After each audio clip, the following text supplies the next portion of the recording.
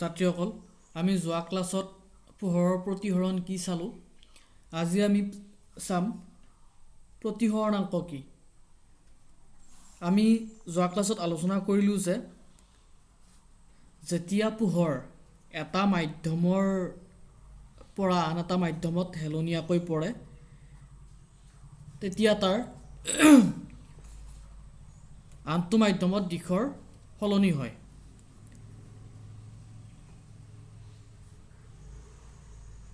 ধৰি লৈছিলোঁ আমি ওপৰৰ মাধ্যমটো আছিলে বায়ু আৰু তলৰ মাধ্যমটো আছিলে কাঁচ বা পানী আমি ধৰিব পাৰোঁ। আমি কাঁচ বুলিয়ে ধৰিলোঁ। 1 নম্বৰ মাধ্যম এইটো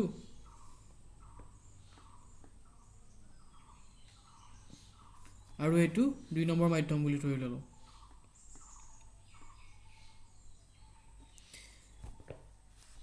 এই দুইটা মাধ্যমক যিখন সমতলে পৃথক কৰি ৰাখিছে, মানে ঠিক মাজৰ যিখন ইহঁতৰ সমতল, সেইখনক আমি কি নাম দিছিলোঁ? সন্ধিতল।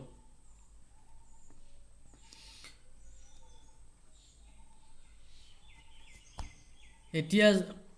পোহৰ ৰশ্মি এটা এই বায়ু মাধ্যমৰ পৰা আহি যেতিয়া এই মাধ্যম দুটা যিকোনো হ'ব পাৰে, মই উদাহৰণস্বৰূপে বায়ু আৰু কাঁচ লৈছোঁ, বা কি হ'ব পাৰে বায়ু আৰু পানী হ'ব পাৰে, পানী আৰু কাঁচ হ'ব পাৰে। মই ইয়াত বায়ু আৰু কাঁচ লৈছোঁ। এতিয়া পোহৰ ৰশ্মি এটা বায়ু মাধ্যমৰ পৰা আহি হেলনীয়াকৈ কাঁচৰ মাধ্যমত পৰিছিল। তাৰপিছত মই সন্ধিতলত এডাল কি আঁকিছিলোঁ? লম্ব এডাল আঁকিছিলোঁ। এতিয়া বায়ু মাধ্যমৰ পৰা আহি কাঁচ মাধ্যমত যেতিয়া হেলনীয়াকৈ পৰিব পোহৰ ৰশ্মিটো, ই কি হ'ব? পোহৰ ৰশ্মিটো ইয়াৰ দিশৰ সলনি হ'ব। কেনেকৈ দিশৰ সলনি হ'ব ইয়াৰ? এই লম্বডালৰ কাষ চাপি যাব। কাৰণটো কি আছিল? আমি আলোচনা কৰিছিলোঁ যে যেতিয়া পোহৰ লঘু মাধ্যম এটা বা পাতল মাধ্যম এটা লঘু মাধ্যমৰ পৰা আহি যেতিয়া ঘন মাধ্যমত পৰে, বা লঘুত্বৰ মাধ্যমৰ পৰা আহি যেতিয়া ঘনত্বৰ মাধ্যমত প্ৰৱেশ কৰে, তেতিয়া তাৰ কি হয়? সি অভিলম্বৰ বা লম্বডালৰ কাষ চাপে। আনহাতে যদি ই আকৌ ঘনত্বৰ মাধ্যমৰ পৰা লঘুত্বৰ মাধ্যমলৈ যায়, বা ঘনত্বৰ মাধ্যমৰ পৰা গৈ লঘুত্বৰ মাধ্যমত প্ৰৱেশ কৰে, তেতিয়া আকৌ সি কি কৰে? লম্বডালৰ পৰা আঁতৰি যায়। এতিয়া এই পোহৰ ৰশ্মিটো লম্বডালৰ কিমানখিনি কাষ চাপিছে, বা ইয়াৰ দিশৰ কিমান পৰিৱৰ্তন ঘটিছে, ই কিমানখিনি কাষ চাপিছে বা ই কিমানখিনি আঁতৰি গৈছে, এই পৰিমাণটোকেই আমি প্ৰতিসৰণাংকৰে বুজাওঁ। ধৰিব পাৰিছানে? এতিয়া প্ৰতিসৰণাংক বুলিলে কি বুজা বুলি যদি প্ৰশ্ন আহে, আমি কেনেকৈ লিখিব লাগিব? যে পোহৰ ৰশ্মি এটা মাধ্যমৰ পৰা আন এটা মাধ্যমত প্ৰৱেশ কৰোঁতে প্ৰতিসৰণৰ পিছত ইয়াৰ দিশ কিমান পৰিমাণে সলনি হয়, তাক আমি প্ৰতিসৰণাংকৰে বুজাওঁ। মানে কি হ'ব? কেতিয়াবা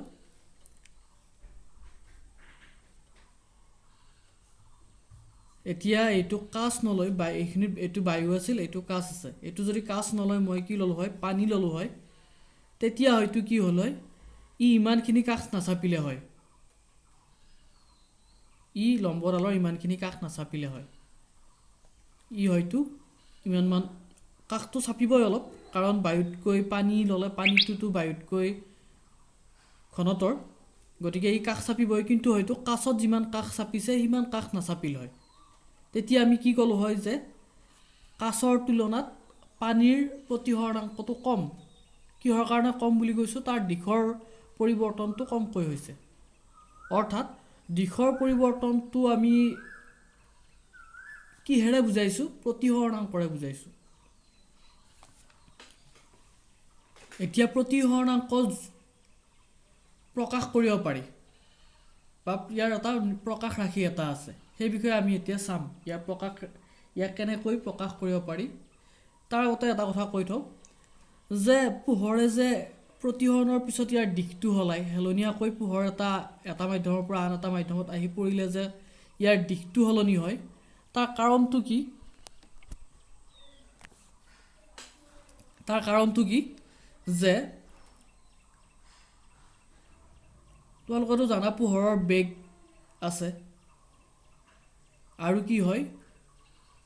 সকলো মাধ্যমতেই পোহৰৰ বেগ বেলেগ বেলেগ হয় এতিয়া বায়ুত পোহৰৰ বেগ যিমান হ'ব কাছত আকৌ তাতকৈ কি হ'ব কম হ'ব তেনেকৈ মাধ্যম অনুসৰি পোহৰৰ বেগ বেলেগ বেলেগ হয় শূন্যত পোহৰৰ বেগ কিমান জানানে শূন্যত পোহৰৰ বেগ হৈছে 3 × 10⁸ মিটাৰ পাৰ ছেকেণ্ড বা প্ৰতি ছেকেণ্ডত ই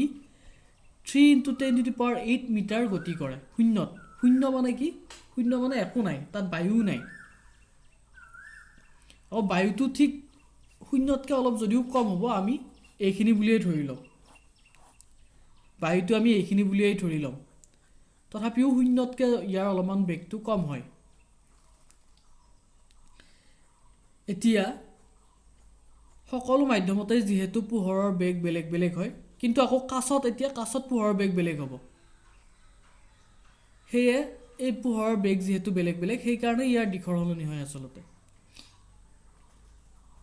এতিয়া মই এইটোক বায়ুক 1 নম্বৰ মাধ্যম বুলি ধৰি লৈছিলোঁ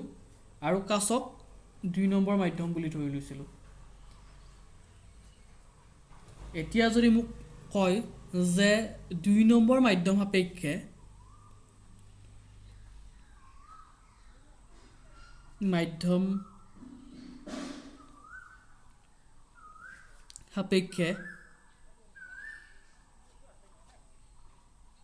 এক নম্বৰ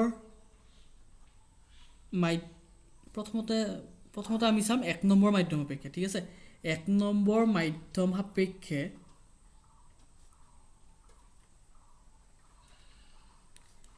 2 নম্বৰ মাধ্যমত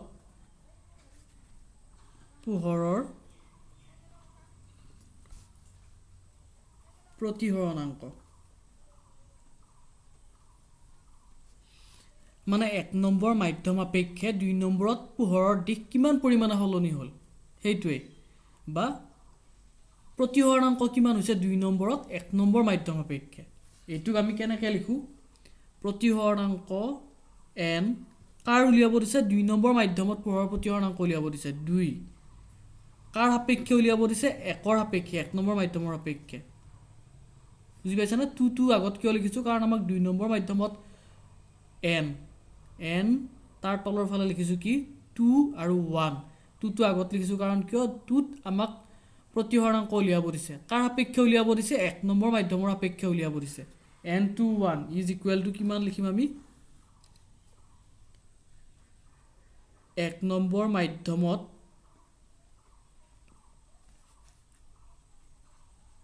পোহৰৰ দ্ৰুতি বাই 2 নম্বৰ মাধ্যমত পোহৰৰ দ্ৰুতি এতিয়া যদি 1 নম্বৰ মাধ্যমত আমি পোহৰৰ দ্ৰুতি যদি v1 বুলি ধৰি লওঁ v1 আৰু 2 নম্বৰ যদি v2 বুলি ধৰি লওঁ কি হ'ব আমাৰ v1/v2 বুজি পাইছা এইটো ইয়াত আমি 2 নম্বৰ মাধ্যমত পোহৰৰ প্ৰতিসৰণাংক উলিয়াইছোঁ 1 নম্বৰ মাধ্যম সাপেক্ষে ঠিক তেনেকৈ যদি এইবাৰ আকৌ কি কৰিব দিয়ে 2 নম্বৰ মাধ্যম সাপেক্ষে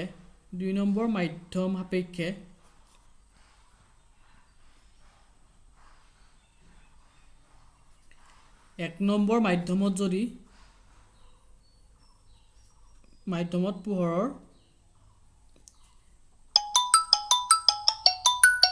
প্ৰতিসৰণাংক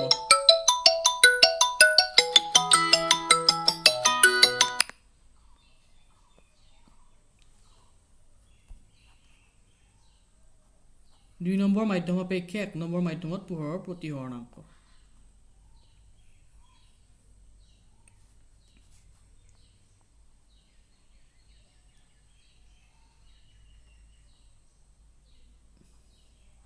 n আমি এবাৰ কি লিখিম আমি 1 নম্বৰ মাধ্যমত উলিয়াব লাগে গতিকে 1 টো লিখি লম আগতে কাৰ সাপেক্ষে উলিয়াব লাগে 2 নম্বৰ মাধ্যমৰ সাপেক্ষে উলিয়াব লাগে 2 এতিয়া আমি এবাৰ ওপৰত কি লিখিম 2 নম্বৰ মাধ্যমত পোহৰৰ দ্ৰুতি 2 নং মাধ্যমত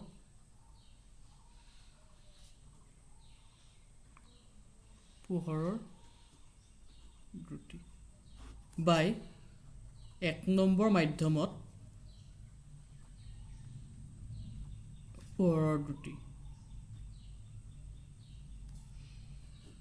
v2 বাই v1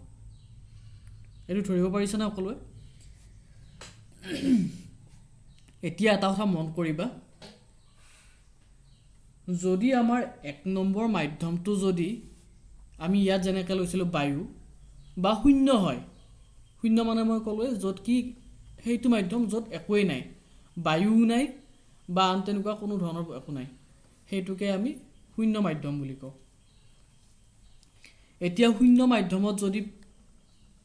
1 নম্বৰ মাধ্যমটো যদি শূন্য মাধ্যম হয় বা বায়ু মাধ্যম হয় তেনেহ'লে 2 নম্বৰ 1 নম্বৰ মাধ্যম অপেক্ষে 2 নম্বৰ মাধ্যমত পোহৰৰ প্ৰতিহৰণাংকক পৰম প্ৰতিহৰণাংক বুলি ক'ব মনত ৰাখিবা পৰম প্ৰতিহৰণাংক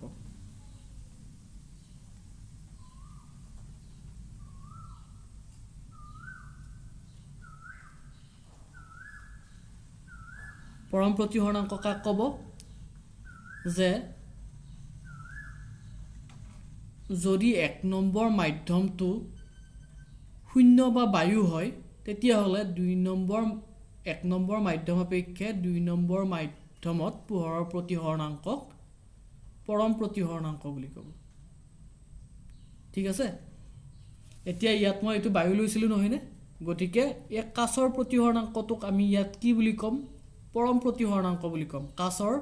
পৰম প্ৰতিহৰণাংক বা কাচৰ জাগাত যদি আমি পানী ললো হয় হেতুক আমি কলো হয় পানীৰ পৰম প্ৰতিহৰণাংক মাত্ৰ আমাৰ 1 নম্বৰ মাধ্যমটো কি হ'ব লাগিব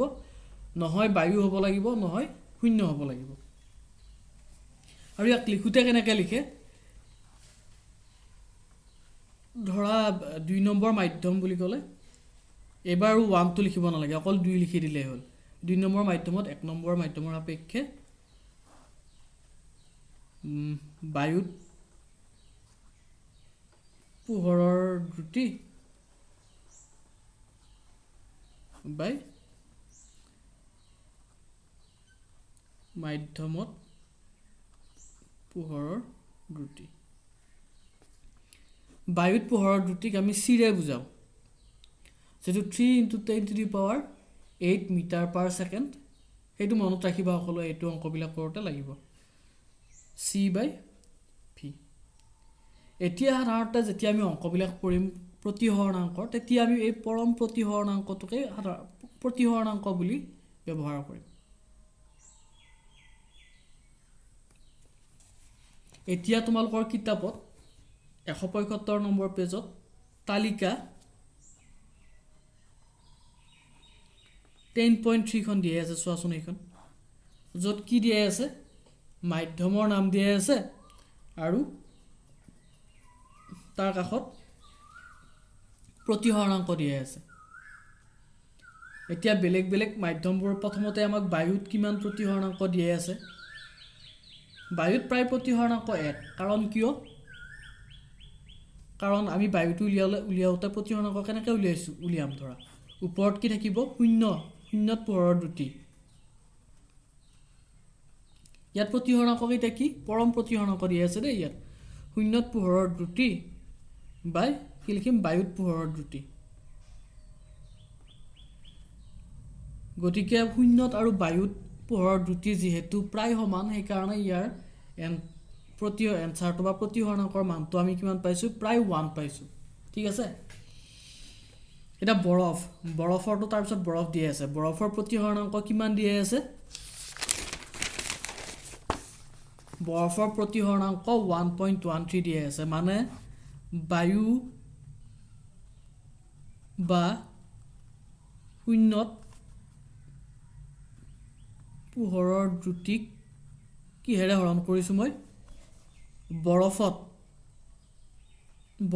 পোহৰৰ দ্ৰুতিৰে হৰণ কৰিছো হৰণ কৰোঁতে আমি কিমান পাইছো 1.31 আৰু সেই কাৰণে বৰফৰ প্ৰতিহৰণাংক কিমান 1.31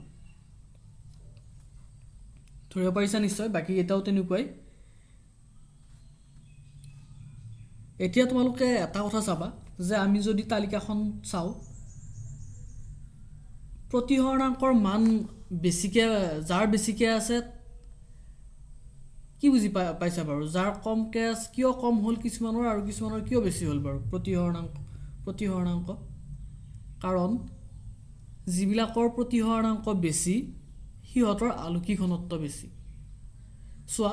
আমি যে কৈ আছোঁ ঘনত্বৰ মাধ্যম লঘুত্বৰ মাধ্যম আচলতে আমি কি কৈছোঁ ইয়াক যেটো ফৰ ঘনত্ব সেই ফৰ ঘনত্বৰ কথা কোৱা হোৱা নাই কিন্তু ইয়াত আলোকিক ঘনত্বৰ কথা কোৱা হৈছে মনত ৰাখিবা আলোকিক ঘনত্ব আৰু ফৰ ঘনত্বৰ মাজত পাৰ্থক্য আছে আলোকিক ঘনত্ব কি যিবিলাক পদাৰ্থত পোহৰৰ দ্ৰুতিটো কম হয় পোহৰৰ স্পীডটো কম হয় সিহঁতৰ আলোকিক ঘনত্বটো বেছি হয় ঠিক আছে এতিয়া যদি তোমাক গোটেই লিষ্টখন চাব দিয়ে আৰু কয় যে আলোকিক ঘনত্ব কোনটো আটাইতকৈ বেছি কোনটো পদাৰ্থৰ আলোকিক ঘনত্ব আটাইতকৈ বেছি এটা তোমালোকে নিশ্চয় ক'ব পাৰিবা বা এনেকৈ যদি সোধে কোনটো পদাৰ্থত পোহৰৰ দ্ৰুতি আটাইতকৈ কম বা কোনটোত আটাইতকৈ বেছি পোহৰৰ দ্ৰুতি কোনটোত আটাইতকৈ কম হ'ব যিটোৰ প্ৰতিহৰণাংক আটাইতকৈ বেছি হয় যিটো পদাৰ্থত প্ৰতিহৰণাংক আটাইতকৈ বেছি হৈছে তাত পোহৰৰ দ্ৰুতি আটাইতকৈ কম হ'ব লাগিব কাৰণ এইটো সূত্ৰতহে আমি অংকবিলাক কৰোঁ যদি আমি যিটো মাধ্যমৰ পোহৰৰ দ্ৰুতি আটাইতকৈ কম হয় এইটো কম হ'লে আমি এইটো মান বেছিকৈ পাম নে নাপাম অৰ্থাৎ পোহৰৰ দ্ৰুতি কম হ'লে প্ৰতিহৰণাংক বেছি হয় গতিকে তালিকাখনত আমি এতিয়া প্ৰথমত আটাইতকৈ কম কাৰ আছে বাৰু আটাইতকৈ কম প্ৰতিহৰণাংক আছে বায়ুত কাৰণ কিয় বায়ুত পোহৰৰ দ্ৰুতি বহুত বেছি শূন্যৰ সমানেই প্ৰায় সেইকাৰণে বায়ুত আমি প্ৰতিহৰণাংকটোও কমকৈ পাওঁ কিন্তু যদি আমি এতিয়া চাওঁ একদম প্ৰতিহৰণাংক কাৰ বেছি আছে তালিকাখনত হীৰাৰ বেছি আছে হীৰাৰ প্ৰতিহৰণাংক কিমান আছে 2.42 অৰ্থাৎ কি হীৰাত পোহৰৰ দ্ৰুতি বহুত কম সেইবাবে ইয়াৰ প্ৰতিহৰণাংকটো বেছি হৈছে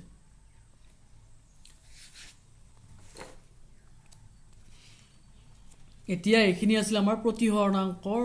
টপিকটো যেটো 10.3.2 দিয়া আছে এতিয়া তাৰ পিছতে 176 নম্বৰ পেজত এইখিনিৰ ওপৰত এটা প্ৰশ্নাৱলী দিয়া হৈছে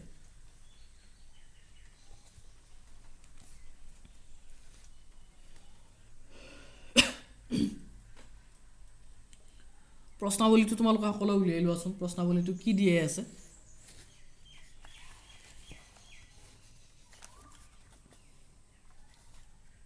প্ৰশ্নাৱলীৰ প্ৰথম প্ৰশ্নটো কি দিয়া আছে যে পোহৰৰ ৰশ্মি এডাল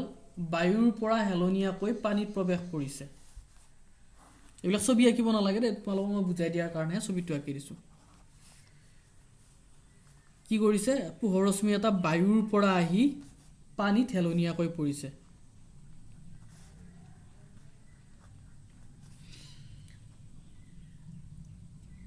পোহৰ ৰশ্মিডাল উলম্বৰ কাষলৈ উলম্ব মানে কোনডালৰ কথা কৈছে যিডাল লম্ব আমি সন্নিতলত আঁকো এই লম্বডালৰ কি বুলি কৈছে পোহৰৰ ৰশ্মিডাল উলম্বৰ কাষলৈ নে উলম্বৰ পৰা আঁতৰলৈ বেকা হ'ব কিয় বুলি তেনেকৈ সুধিছে এতিয়া চোৱা তোমালোকে নিশ্চয় এইটো কৰিব বা এইটো উত্তৰটো তোমালোকে জানিছাই ই কি হ'ব বাৰু উলম্বৰ কাষ চাপিব নে ই উলম্বৰ পৰা আঁতৰি যাব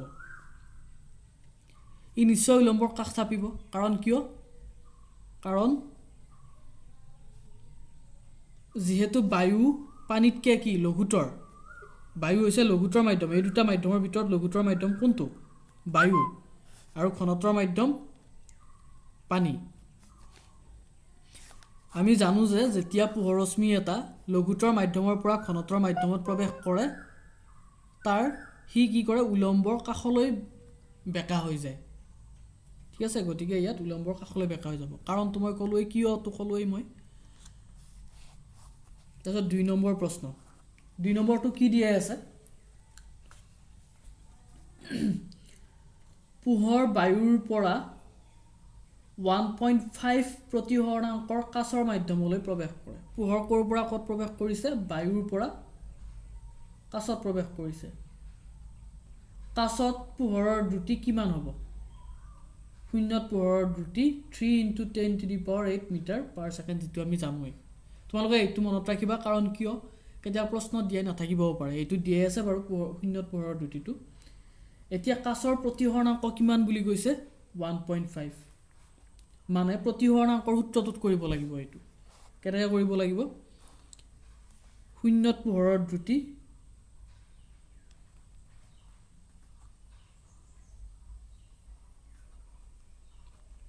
হৰণ কাছত পোহৰৰ দ্ৰুতি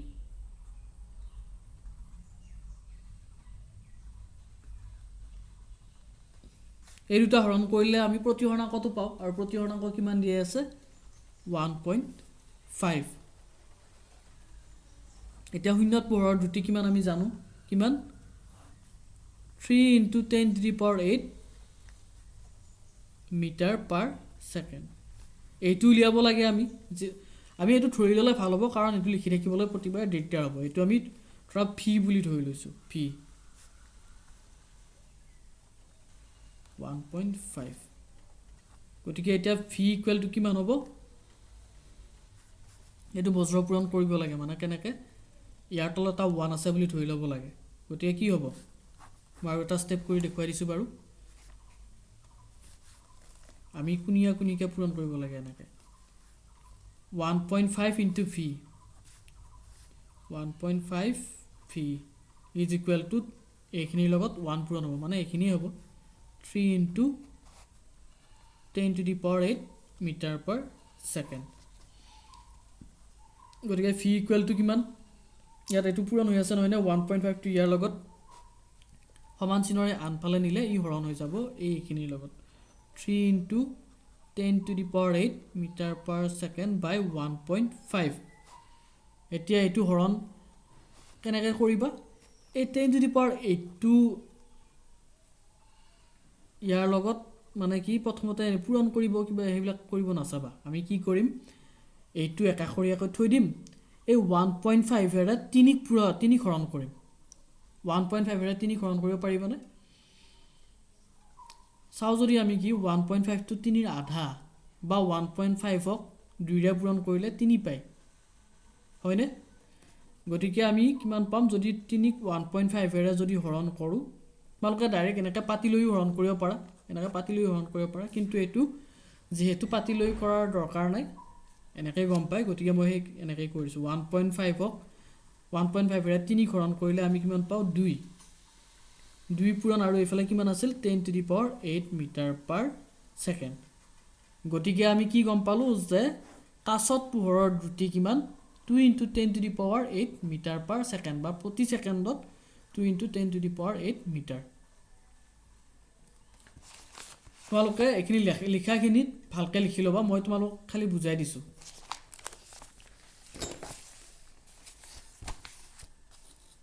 তাৰপিছত 3 নম্বৰ প্ৰশ্নটো কি দিয়ে আছে তালিকা 10.3 ৰ পৰা সৰ্বোচ্চ আলোকিক ঘনত্বৰ মাধ্যমটো নিৰ্ণয় কৰা আটাইতকৈ কম আলোকিক ঘনত্বৰ মাধ্যমটো নিৰ্ণয় কৰা কেনেকৈ এতিয়া আলোকিক ঘনত্বটো মই অলপ আগতে কৈ দিলোঁ আলোকিক ঘনত্ব কোনটো আটাইতকৈ বেছি হ'ব আৰু কোনটো আটাইতকৈ কম হ'ব তোমালোকে নিশ্চয় এইটো পাৰিবা 4 নম্বৰটো চোৱা কি দিয়ে আছে তোমাক কেৰাচিন টাৰপেণ্টাইন আৰু পানী দিয়া হৈছে এই মাধ্যম কেইটাৰ কোনটোত পোহৰৰ দ্ৰুতি সৰ্বোচ্চ এইটো বুজাই দিছোঁ মই এইটো পাৰিবা নিশ্চয় তোমালোকে চেষ্টা কৰিবা এই দুটা নিজে আৰু 5 নম্বৰটো নিজে চেষ্টা কৰিবা 5 নম্বৰটো কি দিয়ে আছে হীৰাৰ প্ৰতিহৰণাংক 2.42 এই উক্তিটোৰ অৰ্থ কি প্ৰতিহৰণাংকটো দিছে আৰু ইয়াৰ অৰ্থটো আমাক সুধিছে আমি বাৰু কি অৰ্থ উলিয়াব পাৰোঁ ইয়াৰ পৰা এইটো পাৰিবানে তোমালোকে এইটো আচলতে মই অলপ হিন্টছ দি দিছোঁ বাৰু আমি যে এই অংকটো কৰিলোঁ যে এই সূত্ৰটো ব্যৱহাৰ কৰিয়েই তোমালোকে কিবা এটা ইয়াৰ অৰ্থটো উলিয়াব পাৰিবা ঠিক আছে বাৰু এইকেইটা তোমালোকে প্ৰশ্নাৱলীকেইটা কৰিবা আৰু যদি ইয়াত এই 3টা প্ৰশ্ন তোমালোকক মই নিজে কৰিব ক'লোঁ এইকেইটা তোমালোকে কৰিব চেষ্টা কৰা আৰু বুজি যদি পোৱা নাই মোক কৈ দিবা